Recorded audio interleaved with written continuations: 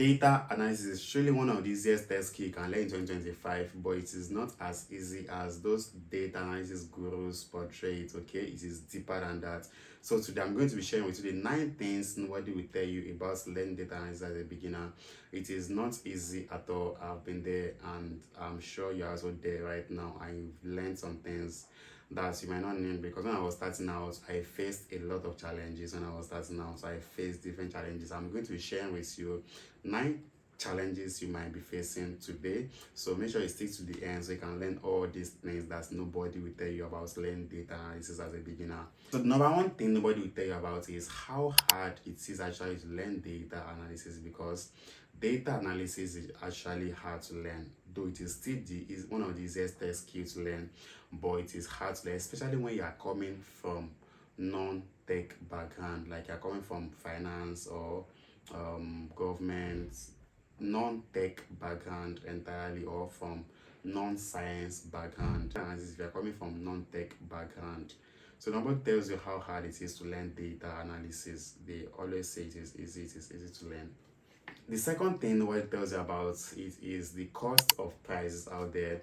When I was starting out my internal journey, I took some courses on Audacity and Coursera and Udemy, and these courses are nothing less than $200.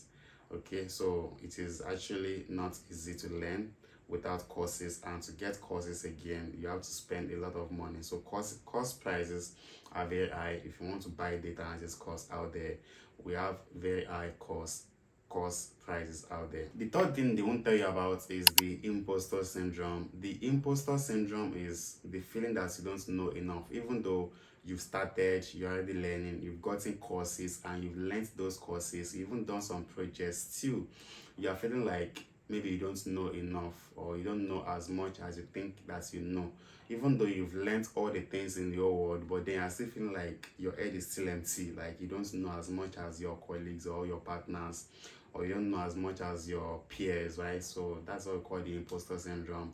That happened to all of us, okay? I can relate, and all my colleagues and all my friends that are data analysts are also can relate to that, okay? So it happens to all of us. So imposter syndrome is something that you don't really know how to handle. I'm sure of that one, but in my next video I'll show you how to handle your imposter syndrome, so watch out for my next video. So imposter syndrome is one of the things that they won't tell you happens to beginners as they are just starting their journey out, okay? But that is going to kick in as you are learning. It happens to everybody, so you can't escape that. Number 4 thing that they won't tell you about learning data analysis as a beginner is lack real world experience, okay? So sometimes might go to Kaggle or go to data sets websites to download data sets. Even though those data sets are dirty data sets, you will do all the work there to clean data sets and still come out good. But still, you feel like since you don't have real world experience, you don't know how they do their projects in those big companies you want to work for, like Google or Microsoft. Those companies you want to work for, you don't know how they do their analysis projects there. So you're still feeling like you're lacking behind, even though you've done more than they do in those companies as a side project, right? So because lack real world experience, you still be feeling like you don't know enough. So as you have real world experience, you will know how those projects are being done in those companies. And trust me, what you're going through right now is bigger than what you're going to be facing when you start working. Trust me, it is not as hard as you think it is.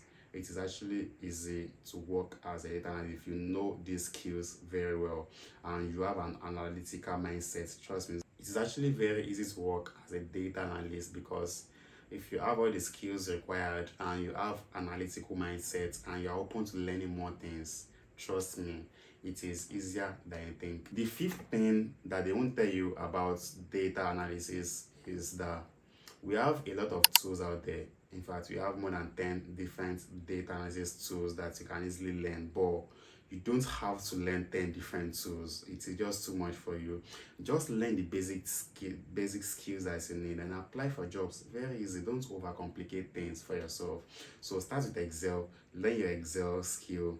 Learn the Excel functions, the pivot tables, the lookup functions, the conditional formattings. Learn all those basic Excel tools and also build projects on them, and learn your SQL, how to retrieve data from SQL, how to upload data into SQL, and how to query SQL database.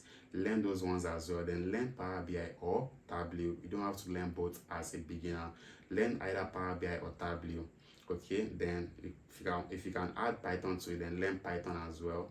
Then start applying for job, because you have a lot of other tools that you might be thinking of learning, like Google Data Studio or Google Sheets or QLeague or whatever they call it, or those tools. You don't have to learn all the tools out there for you to become a data analyst. Just learn the basic tools I just mentioned now, and then you're good to go. The number 6 thing that they won't tell about data analysis is that you need statistics as a data analyst. In fact, statistics is actually the bedrock of data analysis as far as data analysis is concerned. So you need to learn basic statistics actually. So you have to learn the descriptive statistics. Those are the things that you need to describe something, like those bar chart, donut chart, line charts, column chart. Those are what we call the descriptive statistics, that they use those charts to describe something, right? And you need the inferential statistics like the probability, the ANOVA. The 7th thing they won't tell you about learning analysis is that you need programming background for you to succeed quicker as a data analyst. Okay, if you don't have programming background and you want to learn analysis, it's going to be harder for you compared to who has programming background. Okay, if you're coming from the arts or commercial, not like those non-science background, it's going to be harder for you, and it takes longer for you to learn data analysis compared to those who study computer science or engineering. Okay, so if you're coming, just keep it in mind that you're going to learn basic mathematics and you're going to learn basic statistics, and then you cannot go into those tools I mentioned earlier. Okay, but if you have those tech background like computer science, engineering, or those STEM background, mathematics and those things, okay, so then you are lucky.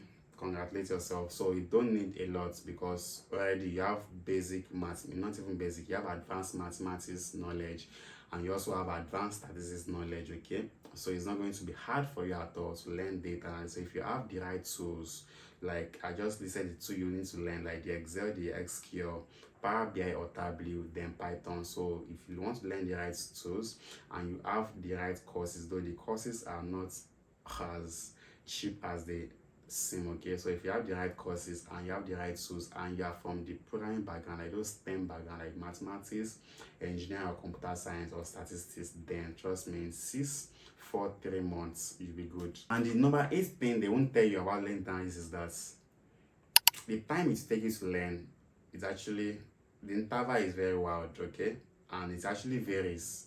The interval varies from person to person, so it depends on you, like how dedicated are you to learning this particular skill, and how consistent are you going to be when you start learning this particular skill.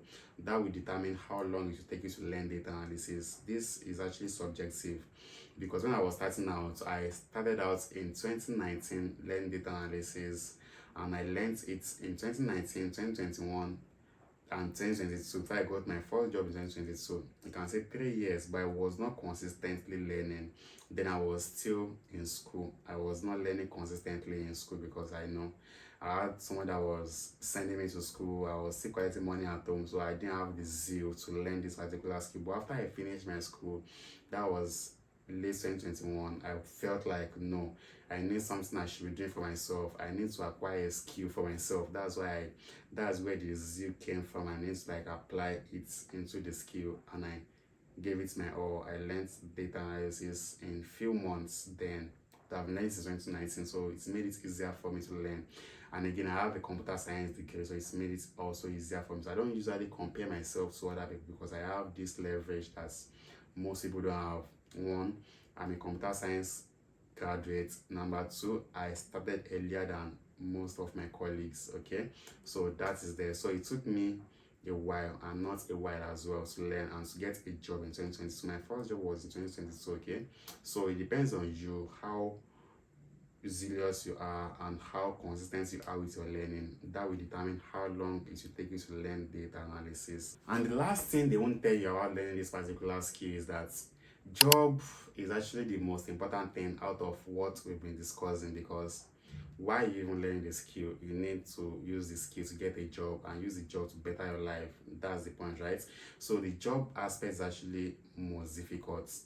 It is easy to dedicate your time to learn, it is easy to be consistent, and it is easy to get courses, but it is not easy to get a job because you don't have control over it. You don't have total control over getting a job, right? But you have control over your consistency, you have control over the courses you want to buy, you have control over the tools you want to buy, the tools you want to learn, but you don't have control over when you want to get a job. You can learn, you can say, okay, I want to be consistent for the next 4 months, and you will learn consistently, truthfully, right? But then you can't say, I want to get a job in next week or in next month. It takes more than that. And I wish you good luck, and don't forget to subscribe, because if you don't subscribe, you won't see my next video. Subscribe and see me again in my next video.